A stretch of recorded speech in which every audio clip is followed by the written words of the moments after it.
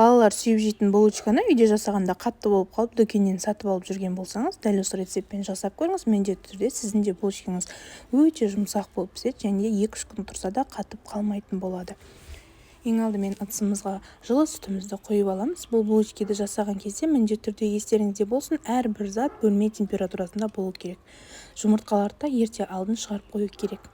Кейіннен үстіне шекер және кішкене тұзбен дрожж қосамыз. Дрожж бұл жерде менде кәдімгі сухой, яғни құрғақ дрожж, барлығын араластырып аламыз.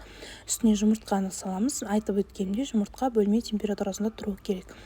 Осының ерітілген сары майды саламыз. Барлығының граммын описание қалдырамыз, сондықтан сол жерді бір қарап шығыңыздар. Үстіне міндетті түрде електен өткізіп ұн саламыз. Ұнды көп қылып салып жүрмейміз. Бірінші азырақ салып алып, қолмен илеп, жұп-жұмсақ осындай қамыр дайындаймыз.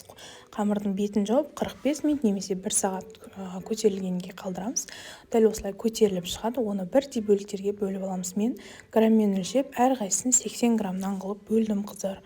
Сол кезде менде 22 штук шықты, дәл осы қамырдан. Қамырды сәл тындырып, бірден жайып шығамыз. Жайған кезде домалағымен осылай сопақша қылып жаю керек. Мен ортасына вареная сгущенка салдым. Сіздер творог салсаңыздар болады, немесе кез келген варенье, джем салсаңыздар болады, қыздар. Варенье қоюлау болу керек, егерде салатын болсаңыздар. Жасап қойып, тағы да 20 минутке демалдырып, осылай көтерілген күтеміз. Көтерілгеннен кейін бетіне жұмыртқаның сарысымен сүтті араластырып жағып шығамыз. Бетіне күнжіт немесе мак сепсеңіздер болады.